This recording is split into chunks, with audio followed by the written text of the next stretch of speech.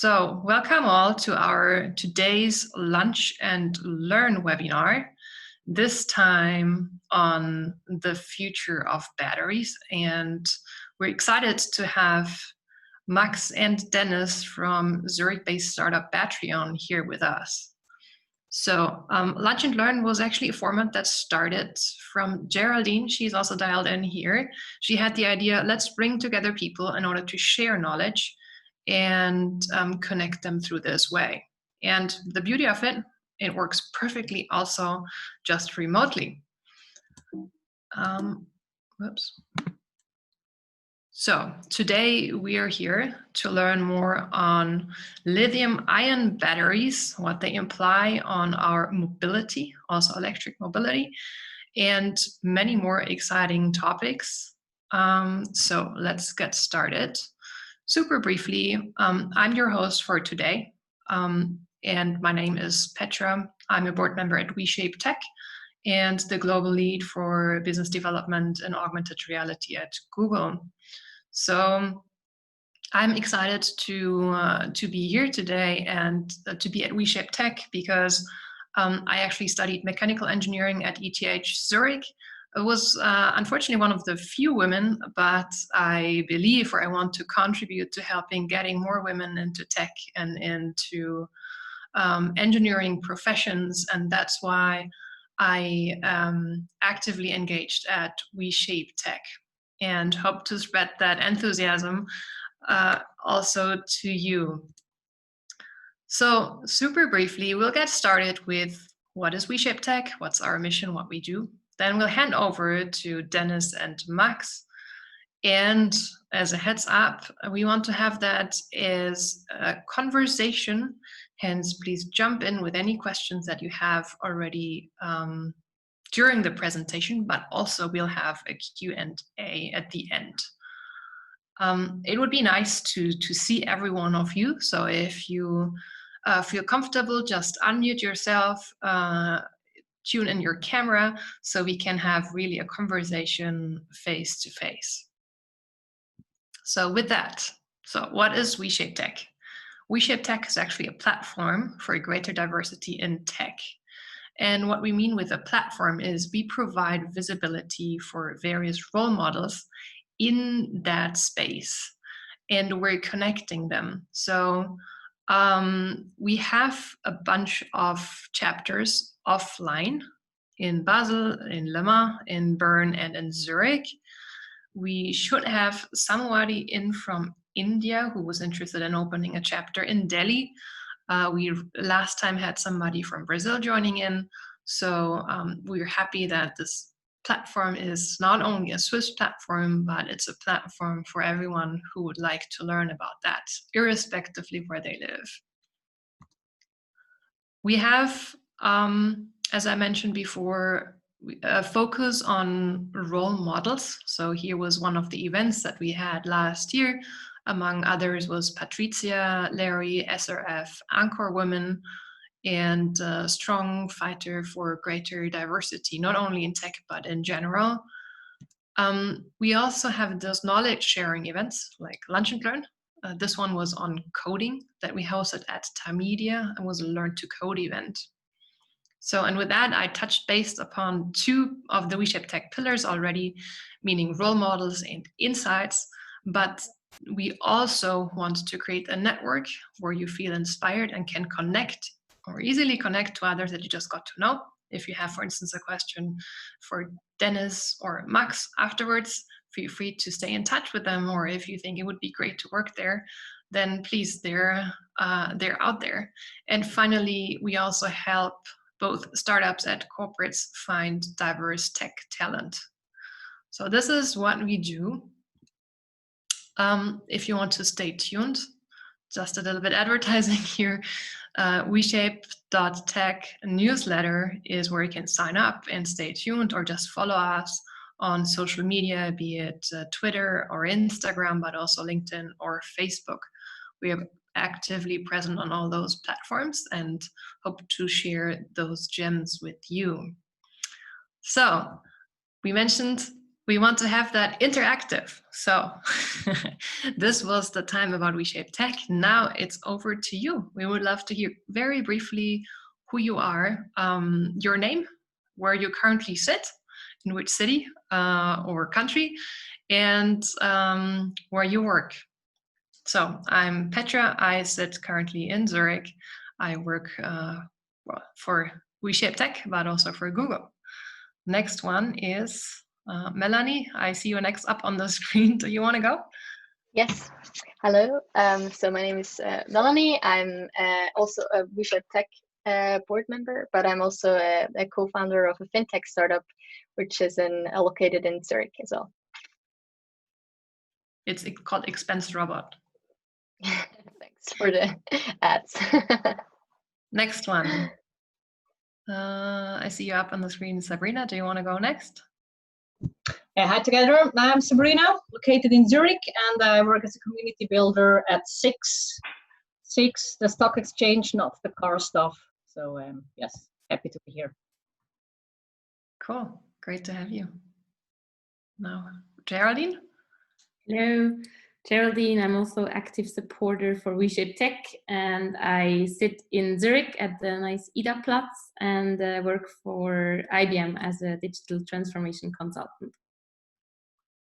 Great, cool. We have some Susanne in the car. Hi, I'm Susanne. I work for Bubble in Berlin, but currently on maternity leave at the Lake Constance. Beautiful. Thanks for joining in. Sure. Jonas, do you want to go next? You're muted, or at least I cannot hear you.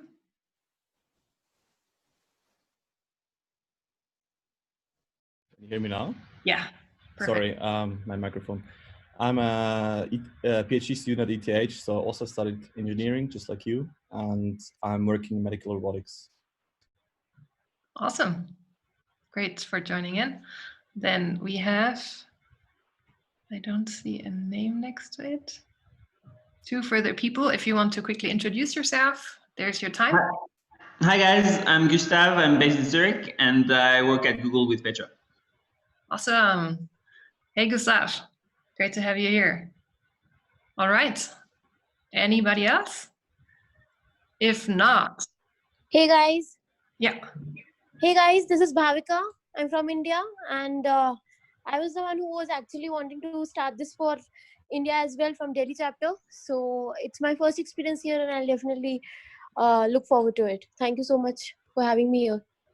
Awesome. Cool. I think at this time I actually don't see the full participant list. Anybody missing or wants to introduce her himself? So there is still Yvonne, for example, or Mickey. Hi everyone, this is Yvonne speaking. I'm a career consultant at Paul Scherrer Institute, PSI. Cool, welcome. Great. So with that, I think there will be plenty of opportunity. And as we mentioned, we want to have this as interactive as a conversation, not a school type presentation. So please jump right in, unmute yourself, ask a question, or put it just in the chat if it's easier for you to, we can read out your questions then. So with that, we have the great honor and pleasure to have two highly award-winning engineers with us. So we have one, the COO of Battrion, Max Kory. He grew up in Germany, went then to ETH for bachelor and master in chemistry with an exchange year at Imperial College in London in the UK. He then did a PhD at ETH, also in chemistry, to be precise, in polymer chemistry, and did something that I found very interesting. So maybe Max, you have to comment that very briefly. So it was on short and scalable synthesis of novel periodic two-dimensional material. Two-dimensional? I thought everything was three-dimensional. So actually, I mean, normally polymer chemistry deals with plastics, and plastics are always one-dimensional. So it's a string of of repeating units. And so the goal of my PhD was to actually try to do that as a sheet, as a two-dimensional structure, because this was has not been done before. Awesome. And that also probably explains you got awards, basically the ETH medal, but then also the Graduate Student Award of the Material Research Society. And in your free time, you love improvisation theater. So Max, warm welcome to you. Thank you. Thank you very much. Thank you very much for hosting us. Yeah, you're welcome. And also for everybody on the call, we host Battrion. Well, first of all, because, well, we studied together at ETH, but then also they're interested in hiring talent and also in diversifying their startup. So if you're interested in joining them, then here's the opportunity to get to know them and start connecting with them. Then on the left side of the screen, we have Deniz Bozyigit. He is the CTO of Battrion. He was born in Istanbul, raised in Constance. That's actually a beautiful tagline, right, Deniz? Born in Istanbul, raised in Constance. Then he studied also at ETH Zurich, bachelor and master, went on with a PhD similar to Max, but in the electrical engineering field. He was there at the chair of the first electrical engineering professor, and it was on a physical process that limits the energy efficiency in nanomaterial. Also quickly to you, Deniz, and as a further input, this is used, the scope was for solar cells and LEDs. Maybe Deniz, you want to comment briefly on what or shed more light on your PhD? Yeah, sure. So my PhD was about making LEDs more efficient and making solar cells more efficient. And what happens in both cases is that some of the energy just gets lost as heat. And that is surprisingly complicated. And so I did a lot of quantum mechanics to understand why that happens. And yeah, I found it very interesting. Very cool. And also high applicability if you want to therefore improve solar cells or LEDs.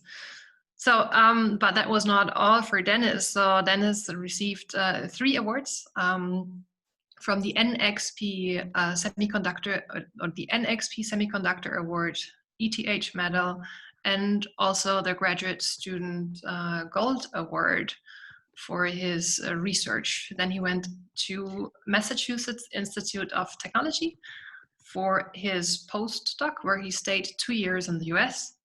And in the free time, he doesn't do improv theater, but he loves to fine-tune baklava. You can take him up on that. I tried them, they're delicious.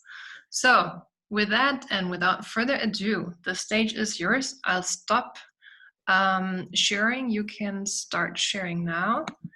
And we are happy to start the conversation on the future of batteries.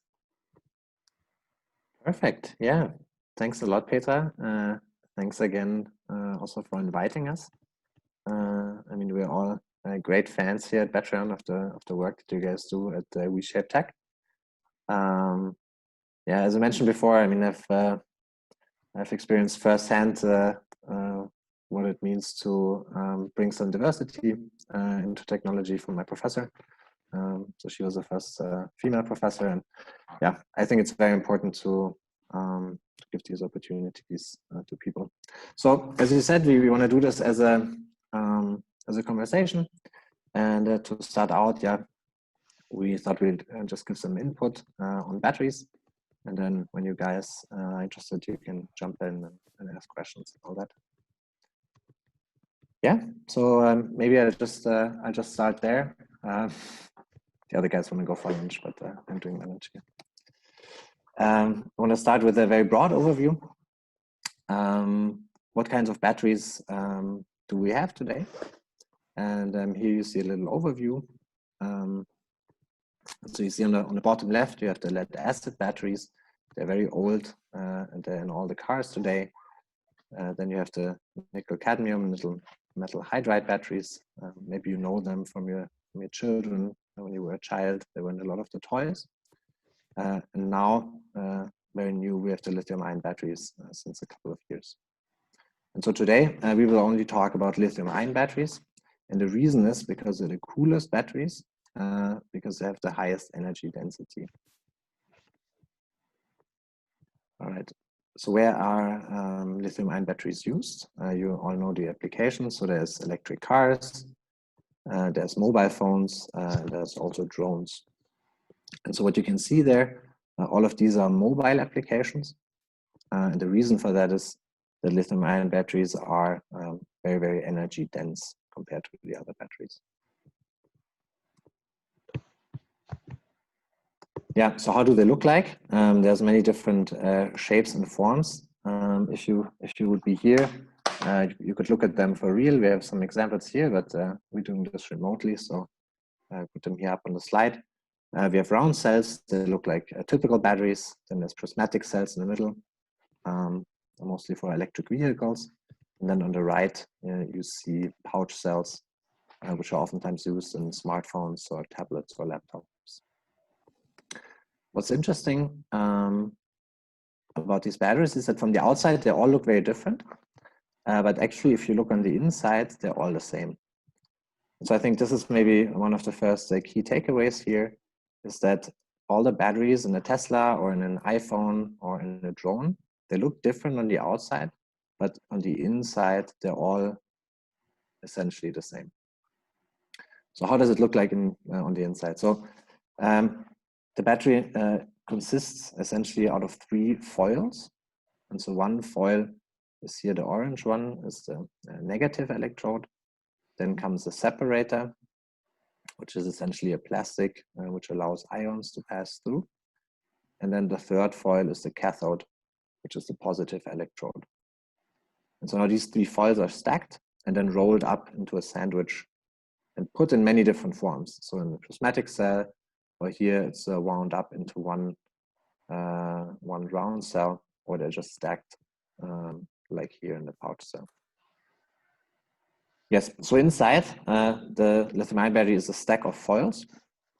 And then what happens, I can show here, is that during the charging, I hope you can see that, the lithium ions are pushed from the cathode, which is the positive electrode, over into the anode.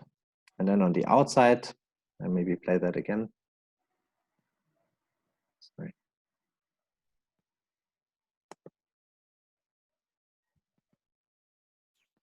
Can you guys still hear me? Because my computer. Okay, perfect. Sorry. So I play that one more time. So the lithium ion goes here from the positive to the negative electrode, and then on the outside you have the electron, and the electron is actually doing the work, or it brings the energy in. Now during the discharging, the opposite happens. The lithium ion goes now from the negative electrode to the positive, and on the outside you have the electron again doing the work in your cell phone or in your car. So this is very, very basically how the battery works. Now, what I want to talk about next is some of the key ideas that we think are important to understand the development of lithium-ion batteries. So one of the questions that we hear the most is, why does my cell phone run out of battery all the time? Like, what can we do against that? And so there's actually one very simple answer, and that is just take a second battery with you. And so a lot of people do that. They have their power banks, and so their cell phones hold on longer. But of course, what they mean is that their cell phones should last longer with the same size and the same weight. So they don't want to carry a second one. So that's the question of the energy density of the battery. So people are generally very interested in increasing the energy density of the batteries. And so the good news is that has happened in a relatively dramatic way without many people noticing. So as you see here from Bloomberg New Energy Finance, the headline is battery cells have tripled since 2010. Yeah, so in 2010, you were roughly at 100 watt hours per kilogram. And then 10 years later, you're now at 300 watt hours per kilogram.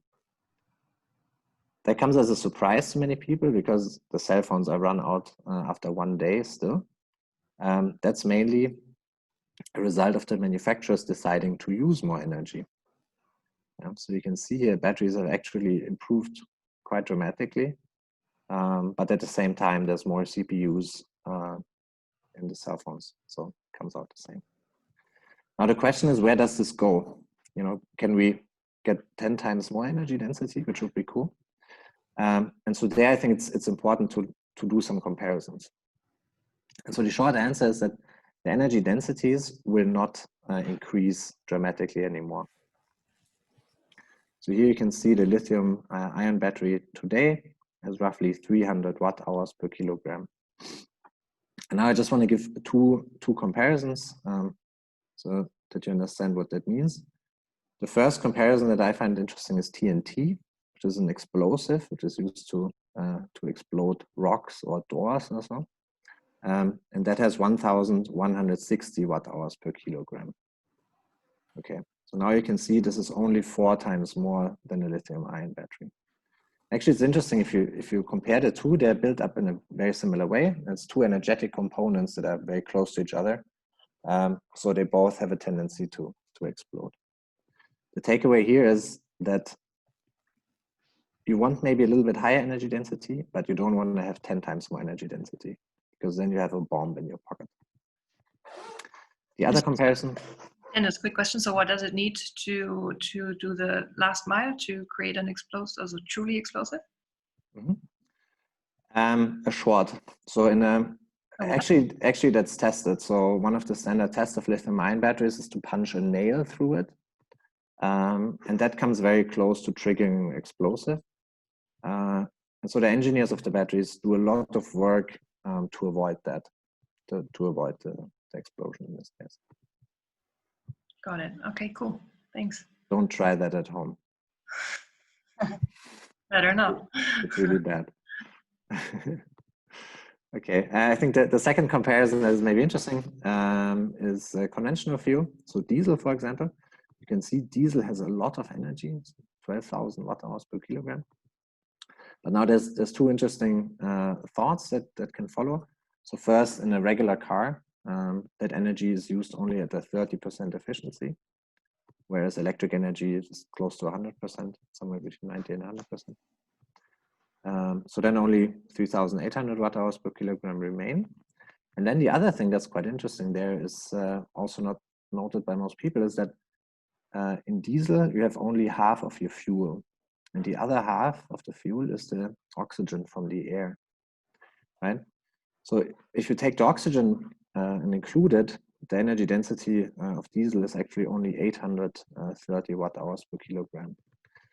So this is something that I think is also interesting to understand, is that one of the reasons that conventional fuels have so much energy is that they're allowed to use the air taking in and also exhausting, right? So there's a big gain in energy density by polluting the environment, essentially. All right, so that's the question of energy density. We expect it will rise slowly, but not dramatically. The second component that I think is very interesting is the cost. So costs are very important for batteries. And so there's one concept, which is the learning curve, which was actually first discovered for the Model T, the Ford Model T, in the beginning of the 20th century. What the learning curve says is that if you make more of something here to the right, it will get cheaper in a very predictable way. And so it's interesting because here's a log plot and a log plot. So the more you make something, it becomes much, much cheaper. That's a very universal thing for all manufacturing. And so you can compare that, for example, with solar cells. So here on the bottom, you have the amount of solar cells that were produced here in green, and then the cost for the solar cells. And so you see in 30 or 40 years, this cost has gone down by a factor of 1,000. And I think that's very important to appreciate, is that you make something and then sometime later you make it for 1,000 times less money. That's pretty insane. So the interesting thing is that the lithium-ion batteries follow a very similar trend. And so this is not the newest data here, it stops at 2014, but you can see also that lithium-ion batteries are on that trend. And if you look at the cost today, we're actually close to this $0.1 per watt hour already now in 2020. So again, here, the costs of these batteries are going down dramatically, which is very, very important for the economics of the battery. Quick question, sorry. And actually everybody can ask constantly questions. We want to have this as conversation. Sorry to be, again, the same person who asked the question. If the costs go down so much, how does a battery manufacturer make money? That's a very good question. Essentially by optimizing the manufacturing process, right? The battery manufacturer themselves buys raw materials and then optimizes the process for the highest yield and the highest performance. The other way is by vertically integrating. So that's something that you see with Tesla, is you integrate from the car all the way down to the raw material. That's another way to make money. All right, cool. Thank you. Yes, so that's the cost, very, very important.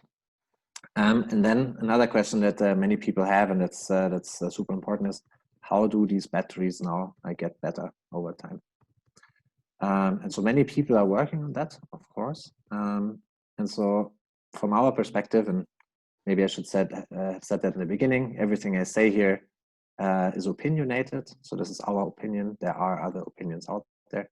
And I think it's interesting to compare. So the way we see this is that there's essentially two classes of approaches to make batteries better. One is evolution and the other one is revolution. And so the evolution you see here on the top, that means essentially making things a little bit better from what works today.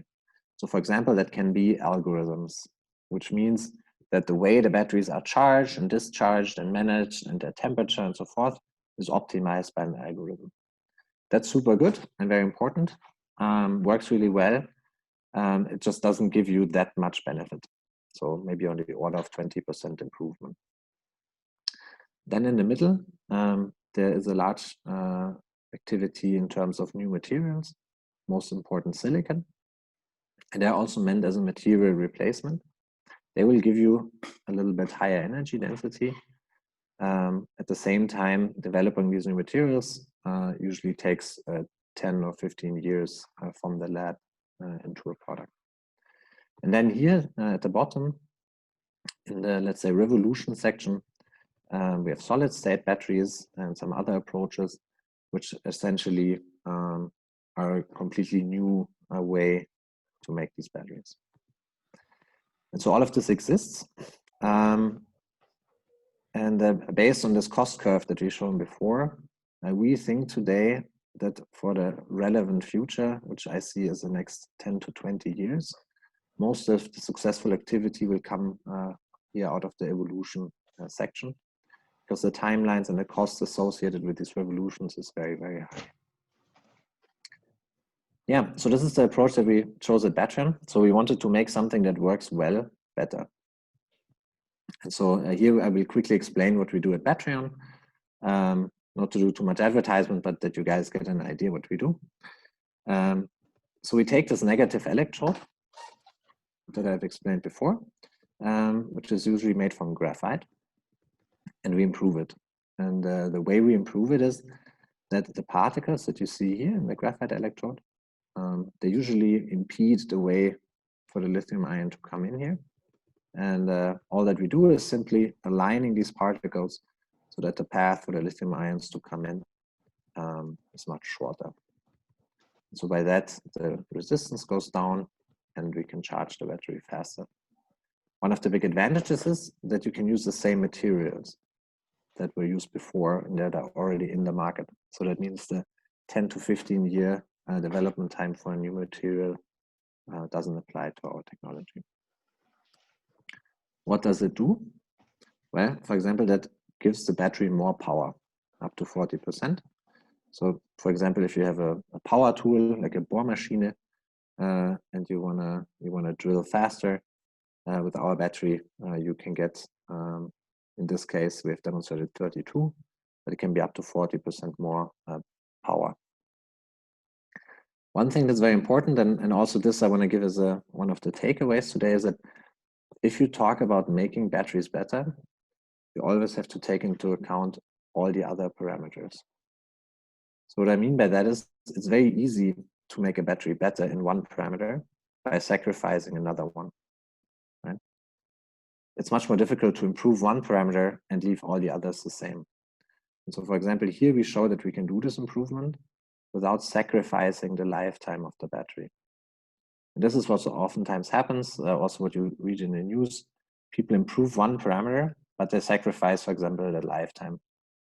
And that makes a good news story, but it makes a very bad product because people don't want to buy batteries that die very fast. Yeah, so the second advantage that our technology brings is that it can charge much faster, up to 50% less charging time. And again, here, one has to think about this a bit carefully and ask, what does it mean to charge faster? And so this is described here by this plot. What you see is if you charge faster, so if you go to the right, what happens is that the degradation of the battery goes up. So it dies much faster. And so the easiest way to charge a battery fast is to do it, just then it will die very fast. So what our technology now allows you to do is to charge it faster at the same level of degradation, right? So you can see here the charging rate doubles without an increase of the degradation. Yeah, that's so much from my side. This is all the theory, and we showed that to a lot of people all over the world. And one of the feedbacks that we got was, these are very nice slides and a good idea, but best you make a battery, you send it to us by mail, and then we will contact you. And what we learned in the statement is that having a good idea about the battery is pretty simple. The really hard part is to make it work along all the parameters, along the lifetime, and the cost, and the quality, and all of that. And yeah, I think this is a good time to hand over to Max, who will show you some of the experiences that we had there. Perfect, thank you. So now I will share my screen. You guys can see it.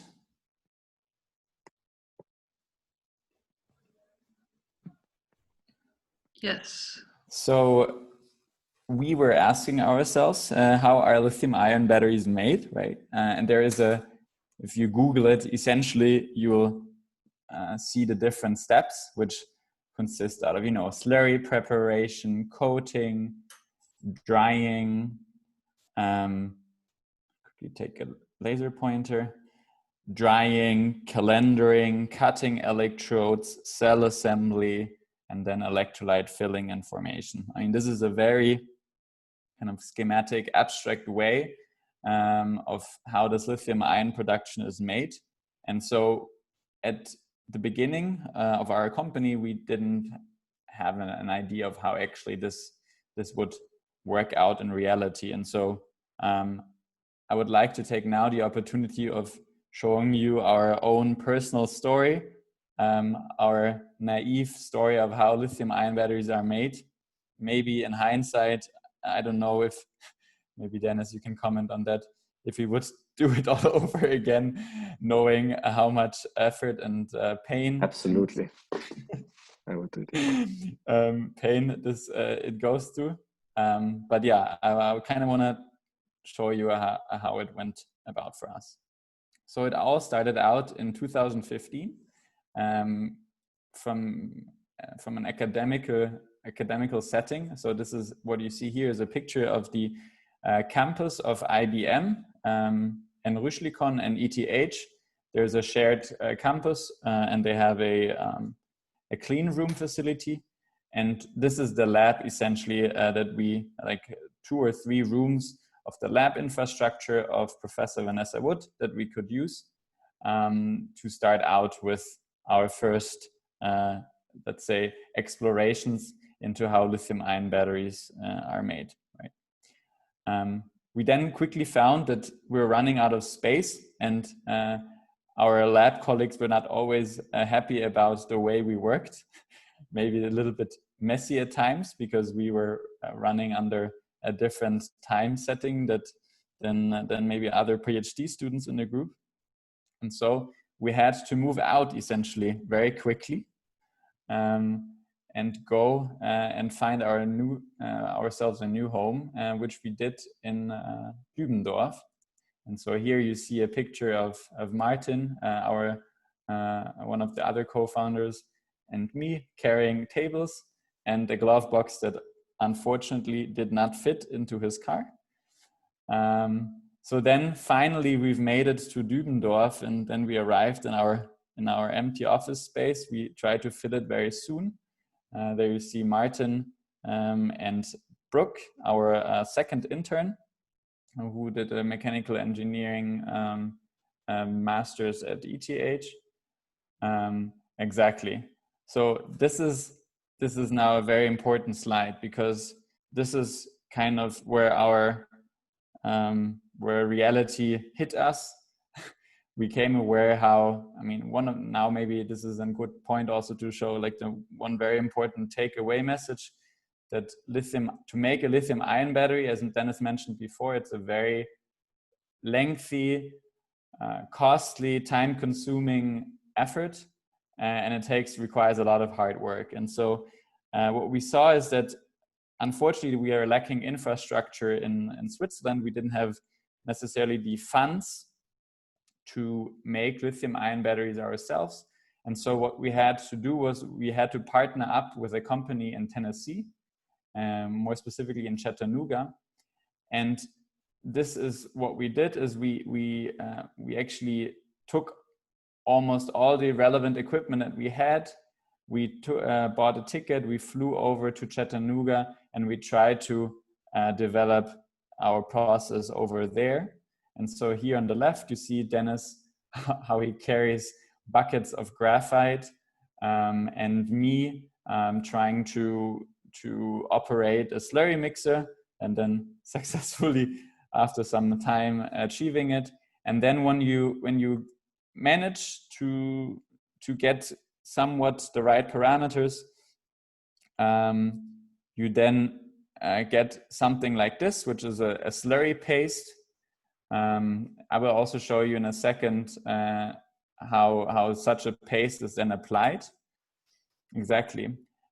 One of the learnings there was, because of the expensive nature of such a development process and the time constraints and the logistics that you have to apply when you travel back and forth, we wanted to actually make sure that we somehow develop our technology in-house.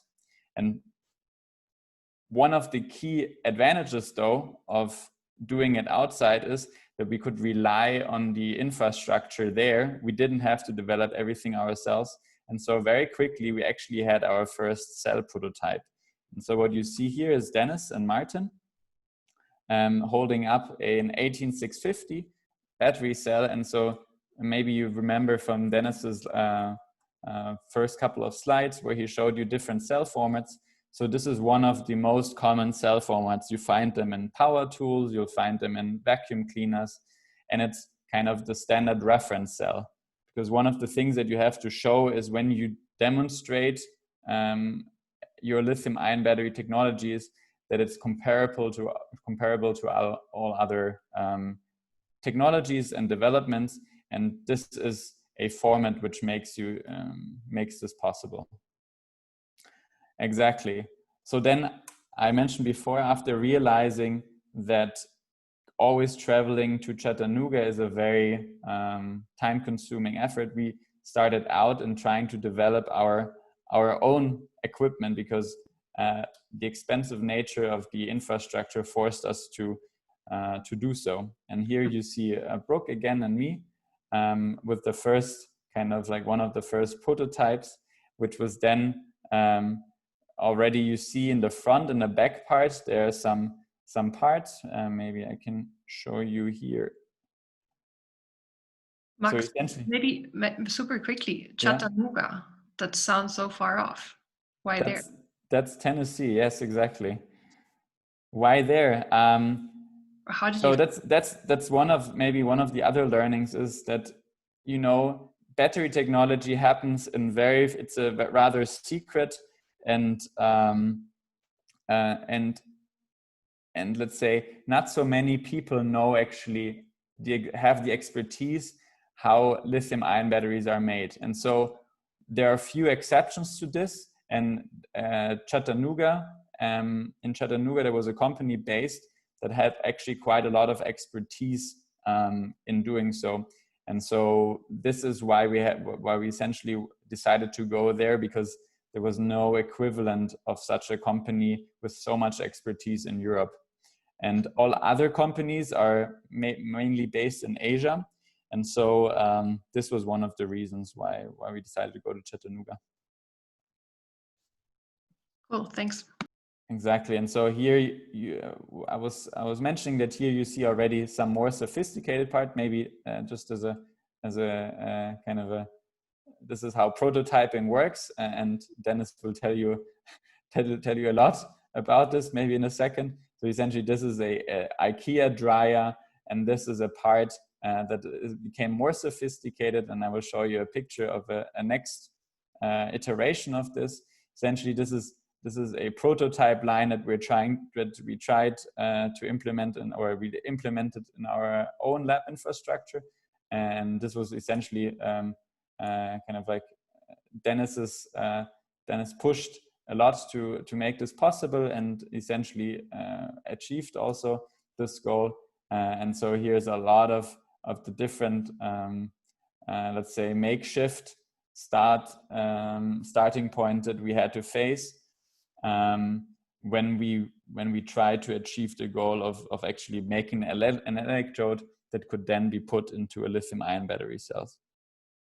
Right after a while, we realized, speed is not all that matters. You also have to focus on reliability, on robustness.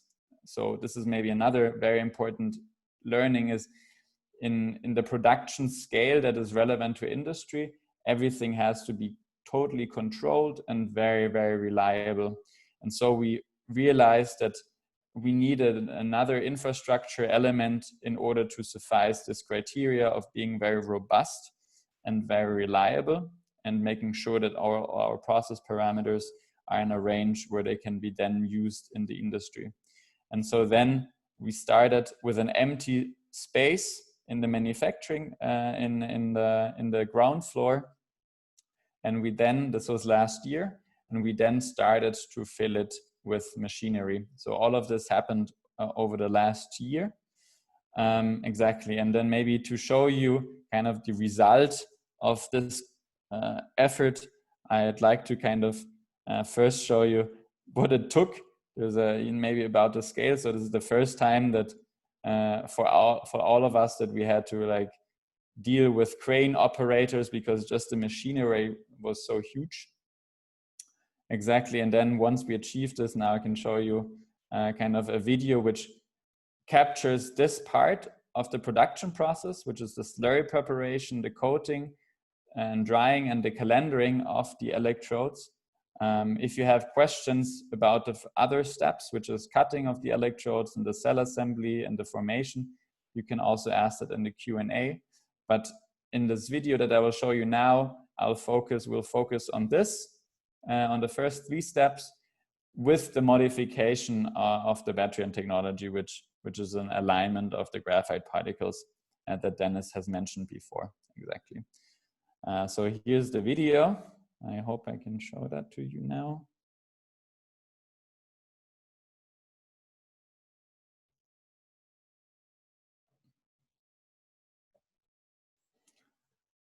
So this is when you come into the manufacturing space. This is our head of manufacturing. You see Deniz and Martin. So we start out with the slurry preparation, raw materials. They're being mixed and kneaded. Then you end up with a slurry, as I showed you already before. This slurry is then taken and characterized to a certain criteria.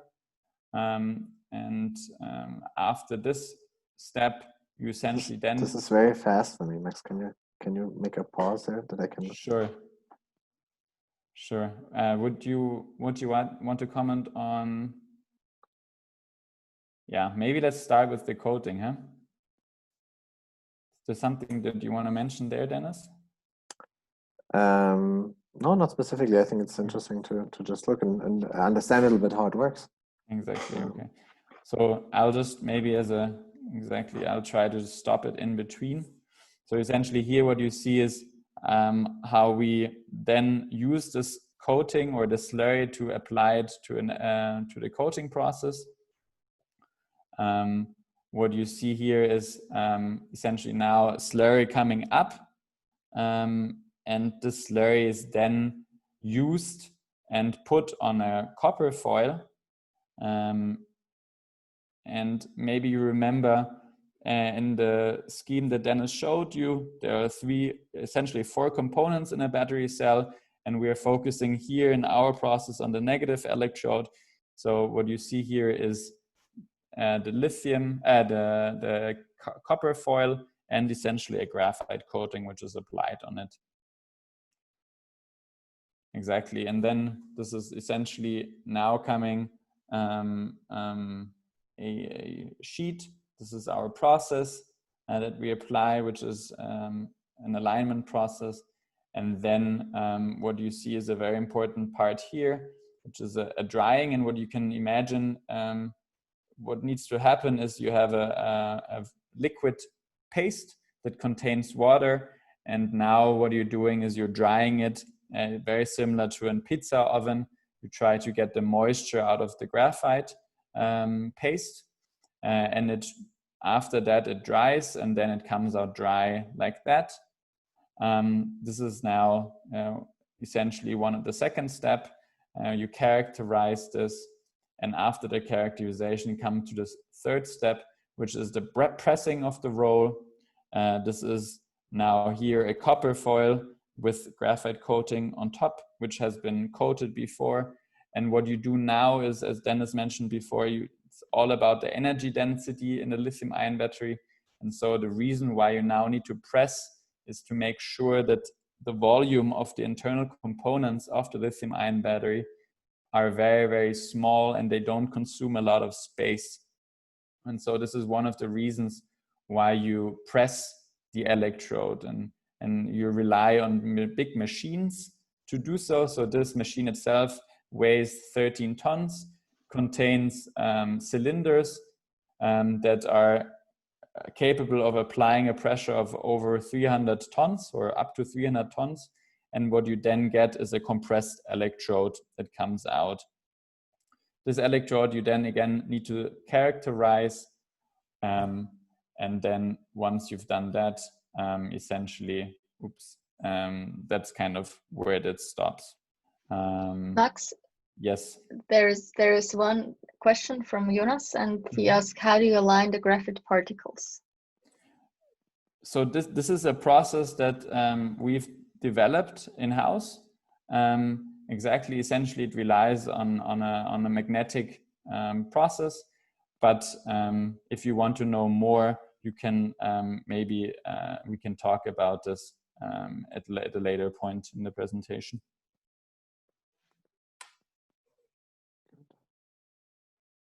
I just saw it's already quite late. I was thinking maybe we keep our promise to make this a conversation and soon open up for questions. Exactly. So I have one last slide, which is how when we achieved of actually making this manufacturing space run and show our first prototype, this is how we all looked. Exactly. And so as Deniz mentioned, we're ready for Q&A. So if you have any questions, please go ahead and ask us. I have a question. Can you hear me? Yes. Yeah, go ahead. More on the business side, did you have customers already initially to finance all of that, or how did you make that work? It sounds very capital intensive. Yeah, so that is true. I mean, you need a certain amount of money to do that, which is maybe different than when you do software. Maybe it's a different structure of all that. So the answer is yes. We had early on a power tool company that we had very close relationships with and helped us to develop a lot. But then ultimately, we also needed investors to put down some of the capital expenditure that we needed to set this up. So it's a mixture of customers and investment. On this, did you also have a patent already ready to convince them, or how did you do that? Yes. So what we didn't talk about much, because we also didn't want to make this too much of an advertisement for Battrion, but yes. So we have a couple of patents. Although I will also say that, especially in manufacturing processes, it doesn't make sense to patent everything, because there is a trade-off between revealing too much of the process and actually getting security for it. So a part of this is patented. And then one thing that we didn't talk about is that we actually worked with a lot of large battery manufacturers and also smaller ones. And we still have ongoing projects with them to step by step bring this technology into large scale manufacturing.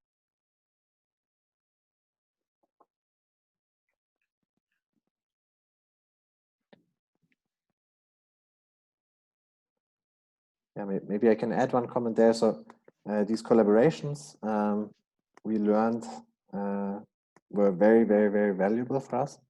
And the reason is, and I think Max mentioned that before, that a lot of the knowledge about how to make it is maybe like in a bakery, that you have to meet someone who knows how to do it. You know, there's not a Wikipedia article that explains you how to actually do it.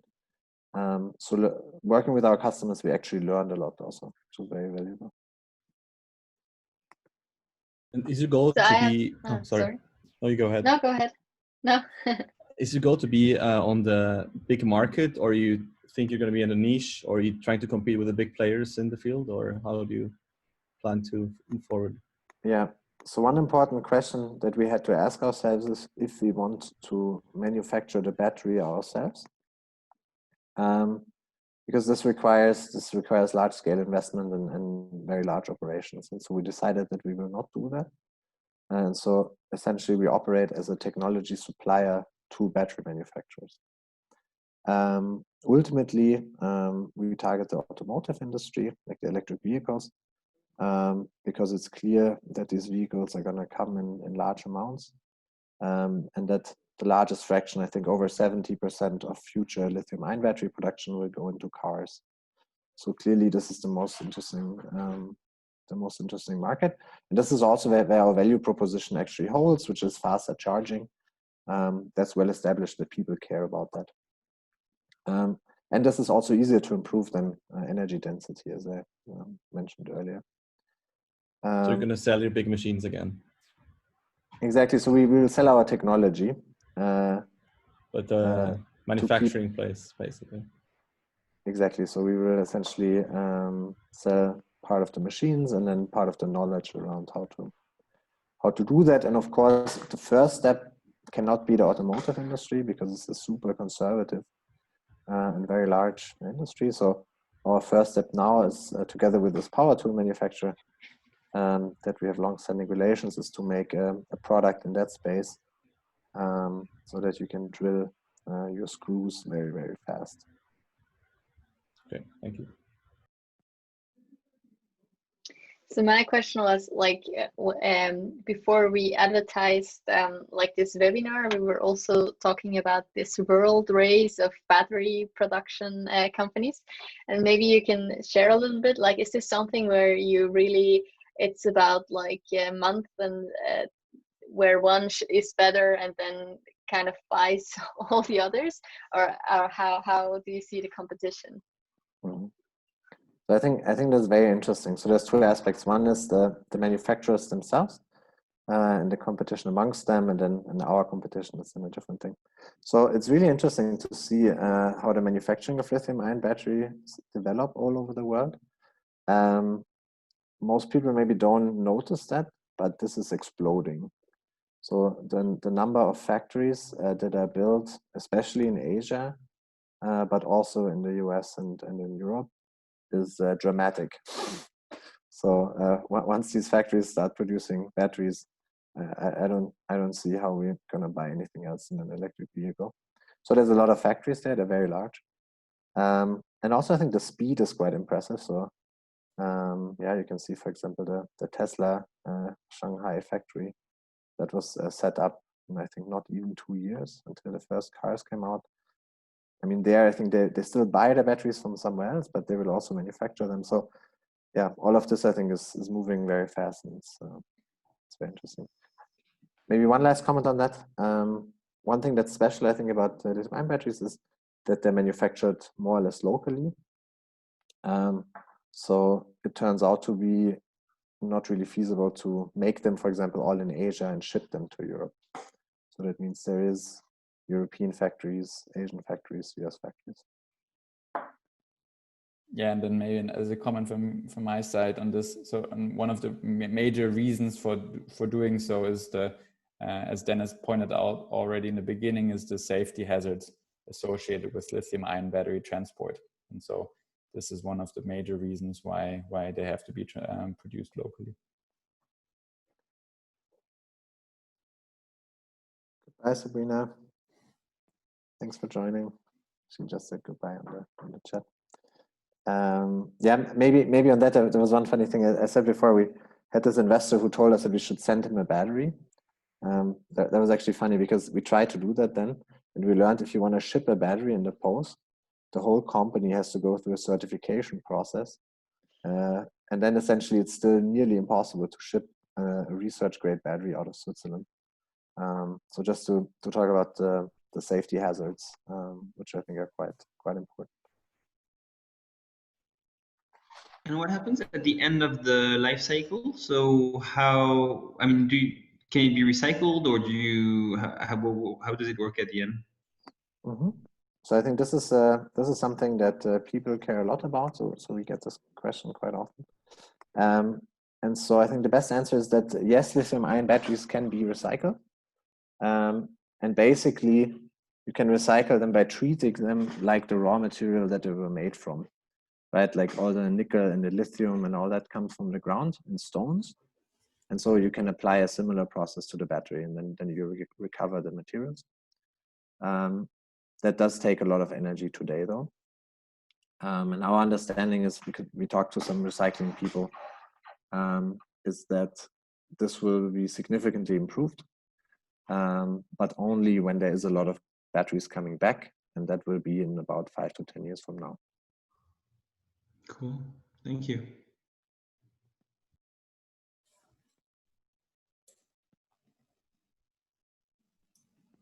Maybe just a personal question, like, did you always already when you were studying, like, know that the battery is something that you're most excited about, or how comes that you are now, like, are so passionate about this topic? That's a good question. So the honest answer is no, because I did do my PhD on solar cells and LEDs. I think what I am passionate about, and maybe Max can also say something about that later, is energy. I think energy is very interesting. It's also very, what do you say, very current. And then, so the change actually was the following. So I did my PhD on solar cells, and then I met this woman who was doing solar cells for 20 years. She was one of like the greatest experts at NREL. And she had a talk that she gave to us, and she explained to us that research on solar cells is essentially pointless because there's a technological lock-in that we will stay with silicon solar cells. And then I was like, okay, then I have to do something else. And I do batteries because their research is still needed. Yeah, from me, it's actually very similar. During my PhD, I didn't really do anything related to batteries. I did work, as Petra mentioned before, on a two-dimensional material, and graphite is essentially a two-dimensional material, so there are parallels, but nothing really to really make nothing really that directly relates to batteries. For me, similar to Deniz, what really kind of drives me in this topic is actually the possibility of having a technology at hand that can actually bring about change in a field where everything is very conservative, to bring something where the world can actually benefit from, that somehow creates a positive impact. So this is something that really motivates me to be in this field. Thank you. Cool. Thank you so much. I'll pick up the ball really briefly here. So there were lots of different learnings that I had. I took many notes and it's overwhelming. So if I pick three, I think the basic key takeaway is batteries, no matter whether you look at batteries in the car, in your cell phone or somewhere else, they're all the same inside. Then improving batteries, you can use it by applying algorithms. So software is a cheap way of doing that. But this happens super fast in time, but impact is low. So if you want to really have high impact, you need to go give it more time, be very patient, and go with a solid state. And finally, there are tons of other learnings, but last key learning is, so Battrion is about 40% more power in batteries and 50% faster charging, while the degradation remains the same, which is key if you don't want to throw away your batteries earlier than you need to. So thank you a ton for those insights to everybody on the call. If you want to reach out to them, please do so. Exchange thoughts. If you want to team up with them or share learnings with them, please do so. Now, briefly to wrap this up, we have this lunch and learn that Geraldine started, which we do now over webinar. Next one happens, actually the date is wrong, it's 17th of June in 2 weeks and 1 day, so Wednesday in 2 weeks.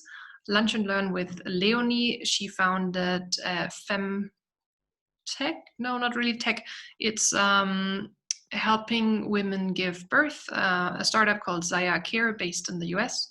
And in August, we have a workshop with SAF on A/B testing. So again, if you want to stay tuned to learn about webinars like the one of today, sign up to our newsletter or follow us on social media. And we just sent out a feedback form. Give us quick feedback so that the webinars are tailored to your needs. With that, thank you so much for joining in and have a happy lunch at home. Thank you. Thanks a lot, Petra, and thanks for everyone who came. Thank you. It was great fun.